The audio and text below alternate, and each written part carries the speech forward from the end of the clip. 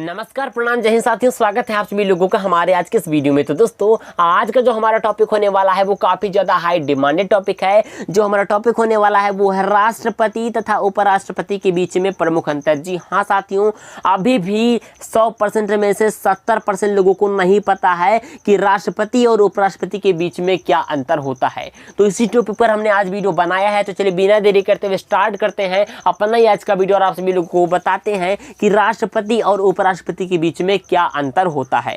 तो यहाँ देखते हैं, हम पहले पॉइंट समझते हैं। दोस्तों, लिखा हुआ है कि राष्ट्रपति पद के लिए, ठीक है, राष्ट्रपति पद के लिए न्यूनतम आयु 25 वर्ष होनी चाहिए, जबकि उपराष्ट्रपति पद के लिए न्यूनतम आयु 35 वर्ष होनी चाहिए। 25-35 यहाँ पर यानी कि 25 वर्ष से कम ना हो, ज़्यादा हो सकते हैं, ठीक है। वहीं यहाँ पर लिख लीजिए कि 35 वर्ष से कम ना हो, 35 वर्ष से ज़्यादा हो सकते हैं। तो राष्ट्रपति पद के लिए न्यूनतम आयु कितनी होनी चाहिए?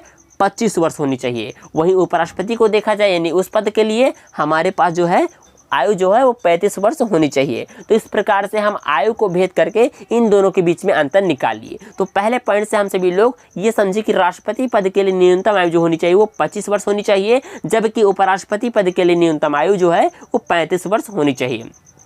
अब देखते हैं सेकंड पॉइंट से। तो यहाँ पर देखिए लिखा हुआ है कि राष्ट्रपति पद के लिए लोकसभा का सदस्य निर्वाचित होने की योग्यता होनी चाहिए, जबकि उपराष्ट्रपति पद के लिए राज्यसभा का सदस्य निर्वाचित होने की योग्यता होनी चाहिए। कंफ्यूज ना होइए, मैं आपको इजीली समझा दूंगा। देखिए, राष्ट्रपति पद के लिए लोकसभा का सदस्य निर्वाचित होने की योग्यता रखनी चाहिए, ठीक है। यहाँ पर तब आप सभी लोग जो है राष्ट्रपति पद के लिए लोकसभा का यदि सदस्य निर्वाचित होने की योग्यता रखेंगे तो राष्ट्रपति इजीली बन सकते हैं। और वहीं देखा जाए उपराष्ट्रपति पद के लिए राज्यसभा का सदस्य निर्वाचित होने की योग्यता होनी चाहिए। तो ये हमारा सेकंड टॉपिक से यानी सेकंड पॉइंट से ये क्लियर होता है।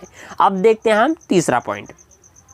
तीसरे पॉइंट में लिख रखा है हमने कि राष्ट्रपति पद का रिक्त, ठीक है, राष्ट्रपति का पद जो है वो रिक्त होने पर उपराष्ट्रपति कार्यवाहक राष्ट्रपति के रूप में कार्य करता है, किंतु संविधान में कार्यवाहक उपराष्ट्रपति पद का कोई उल्लेख नहीं है। तो ये राष्ट्रपति और उपराष्ट्रपति के बीच में यहाँ पर भी अंतर हो गया। यानी कि राष्ट्रपति का जो पद होता है वो रिक्त हो जाए या खाली हो जाए तो राष्ट्रपति के टाइम यानी कि जब राष्ट्रपति नहीं होता है, राष्ट्रपति का पद अगर खाली है उस टाइम, तो वहाँ पर उपराष्ट्रपति कार्यवाहक राष्ट्रपति के रूप में कार्य करेगा।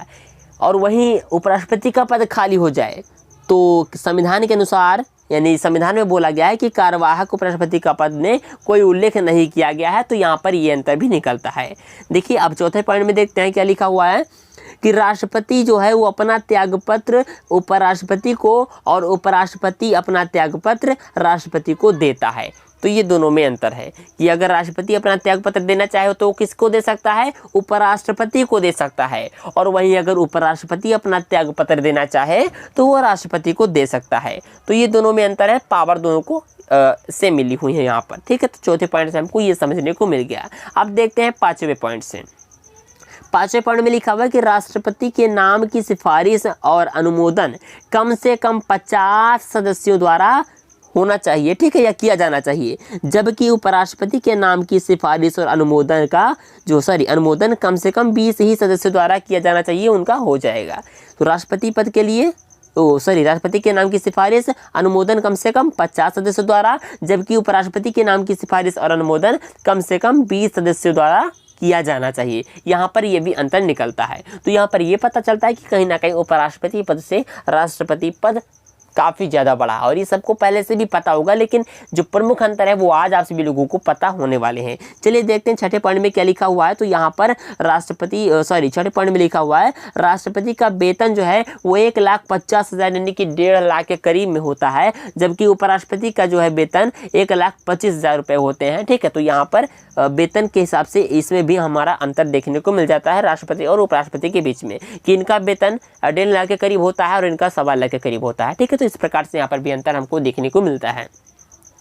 फिर यहाँ पर देखिए 7वें नंबर पर जो हमारा 7वां पॉइंट है लिखा हुआ है कि राष्ट्रपति का निर्वाचक मंडल लोकसभा, राज्यसभा, सभी राज्यों की विधानसभाओं और दिल्ली तथा पौंडुचेरी की विधानसभाओं के निर्वाचित सदस्यों से मिलकर बनता है, ठीक है। राष्ट्रपति का जो निर्वाचक मंडल होता है वो लोकसभा, राज्यसभा, सभी राज्यों की विधानसभाओं और दिल्ली तथा पौंडुचेरी की विधानसभाओं के निर्वाचित सदस्यों से मिलकर बनता है, जबकि उपराष्ट्रपति के निर्वाचक मंडल मंडल जो है नियोजक मंडल में संसद के सभी सदस्य होते हैं। ठीक है, तो यहाँ पर ये भी काफ़ी ज़्यादा अंतर निकलता है, यानी कि राष्ट्रपति का पद काफ़ी ज़्यादा उपराष्ट्रपति से ऊंचा है, कि उसके पद के लिए काफ़ी ज़्यादा बड़ा प्रोसेस होता है और इसके लिए छोटे में हो जाता है। ठीक है, तो यहाँ पर देखिए क्लियर हुआ। 8वां प्रश्न देखते हैं, यानी कि 8वां जो पॉइंट है हमारा लिखा हुआ है, राष्ट्रपति के निर्वाचन में संसद के मनोनीत सदस्य भाग नहीं लेते, जबकि उपराष्ट्रपति के निर्वाचन में मनोनीत सदस्य भी भाग लेते हैं। तो यहाँ पर ये भी क्लियर होता है कि जो राष्ट्रपति के द्वारा चुना जाता है जो बंदा अगेन पढ़ते हैं कि राष्ट्रपति के निर्वाचन में संसद के मनोनीत सदस्य जो होते हैं वो भाग नहीं लेते, जबकि उपराष्ट्रपति के निर्वाचन में उपराष्ट्रपति का जब चुनाव होता है तो उसमें जो है मनोनीत सदस्य भी भाग लेते हैं। ठीक है, तो यहाँ पर ये भी पॉइंट क्लियर होता है। अगला देखते हैं दोस्तों, जो हमारा 9वां पॉइंट है, इसमें लिख रखा है हमने कि राष्ट्रपति को संविधान के अतिक्रमण के आरोप में महाभियोग की विशेष प्रक्रिया द्वारा हटाया जा सकता है। अब महाभियोग प्रक्रिया क्या है दोस्तों, ये हमने एक बार टॉपिक पर वीडियो बना रखी है, आपसे भी लोग जा करके देख सकते हो। ठीक है, तो महाभियोग प्रक्रिया की जो है विशेष प्रक्रिया द्वारा हटाया जा सकता है, जबकि उपराष्ट्रपति को किसी भी आधार पर हटाया जा सकता है, इसके लिए कोई विशेष प्रक्रिया नहीं होती। तो यहाँ पर राष्ट्रपति ऊपर यानी उच्च लेवल पे है, यानी इसका भी अभी ऊपर जा रहा है। तो अगला हमारा पॉइंट देखें, 10वां पॉइंट हमारा यहाँ पर देखिए लिखा हुआ है कि राष्ट्रपति को हटाने के लिए प्रस्ताव संसद के किसी भी सदन में लाया जा सकता है, जबकि उपराष्ट्रपति को हटाने का प्रस्ताव सिर्फ राज्यसभा में ही लाया जा सकता है। ठीक है, तो यहाँ 10वें पॉइंट से क्लियर होता है कि जो राष्ट्रपति होता है उसको हटाने के लिए प्रस्ताव संसद के किसी भी सदन में लाया जा सकता है, जबकि उपराष्ट्रपति को हटाने के लिए उसका जो प्रस्ताव होता है वो सिर्फ और सिर्फ राज्यसभा में ही लाया जा सकता है, वो इजीली हट सकते हैं। तो यहाँ हमारे 10वें पॉइंट से ये क्लियर होता है। फिर हमारा जो 11वां पॉइंट है दोस्तों, यहाँ पर लिखा हुआ देखिए कि राष्ट्रपति को हटाने का प्रस्ताव संसद के दोनों सदनों द्वारा 2/3 बहुमत से पास होना चाहिए, जबकि उपराष्ट्रपति को देखा जाए, यानी उपराष्ट्रपति को हटाने का जो प्रस्ताव होता है वो राज्यसभा द्वारा साधारण बहुमत से पारित होना चाहिए और लोकसभा द्वारा सिर्फ सहमति की आवश्यकता होती है, सहमति चाहिए होता है। ठीक है, तो इस प्रकार से यहाँ पर भी ये अंतर क्लियर होता है। चलिए देखते हैं 12वां पॉइंट अपना यहाँ पर क्या लिखा हुआ है। तो 12वें पॉइंट में हम देखेंगे लिखा हुआ है कि राष्ट्रपति का जो पद होता है वो रिक्त होने पर 6 माह के अंदर नए राष्ट्रपति का चयन होता है या चुनाव कराना आवश्यक होता है, और जबकि उपराष्ट्रपति पद का जो रिक्त होने की दशा में यथाशीघ्र यानी जल्दी से जल्दी ठीक है चुनाव होना चाहिए। इसके लिए कोई समय सीमा नहीं होता है या कोई समय सीमा तय नहीं किया गया होता है। इसीलिए जो है राष्ट्रपति का पद रिक्त होता है तो 6 माह के अंदर अंदर नए राष्ट्रपति का चुनाव कराना आवश्यक होता है। वहीं देखा जाए उपराष्ट्रपति का जो पद होता है वो रिक्त हो जाता है तो यथाशीघ्र ठीक है यानी जल्दी से जल्दी चुनाव होनी चाहिए। इसके लिए कोई समय सीमा तय नहीं किया गया होता है, इसलिए राष्ट्रपति का 6 माह तो लगता है, उपराष्ट्रपति के लिए कोई समय सीमा नहीं होता है। तो यहाँ पर हमारा ये क्लियर होता है। चलिए देखते हैं 13वां पॉइंट।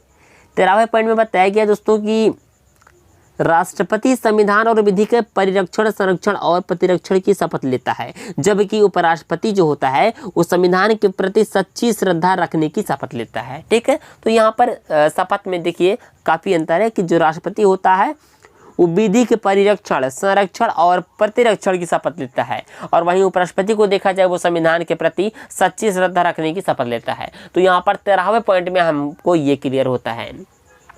सो उम्मीद करता हूं कि आप सभी लोगों को ये राष्ट्रपति और उपराष्ट्रपति के बीच में जो प्रमुख अंतर थे इन 13 पॉइंट से क्लियर हो गए होंगे। सो आशा करता हूं आप सभी लोगों को आज का ये हमारा सेशन कंप्लीट आप सभी लोग देखे होंगे और आपको पसंद आया होगा। सो यदि आप सभी लोगों को हमारा आज का वीडियो पसंद आया है तो आपसे एक छोटी सी विनती है, आप सभी लोग हमारे इस वीडियो को लाइक कर दीजिएगा। आपके लाइक से मुझे ढेर सारा मोटिवेशन मिलता है। और कैसा लगा हमारे आज का वीडियो आप सभी लोग कमेंट बॉक्स में नीचे पिकअप जरूर करिएगा। और यदि आप सभी लोग ऐसा ही डिमांडेड वीडियो चाहते हैं, ऐसे ही नॉलेजेबल वीडियो की आप सभी लोगों को आवश्यकता है, अपने मोबाइल पर रोजाना अपडेट के रूप में देखना चाहते हैं, तो आप सभी लोग हमारे इस चैनल को सब्सक्राइब करके रख लीजिएगा ताकि आप सभी लोगों तक हमारे आने वाले नई वीडियो का अपडेट नोटिफिकेशन इजिली पहुंच जाए। सो मिलते हैं अगले वीडियो में, तब तक के लिए जय हिंद, जय भारत एंड टेक केयर।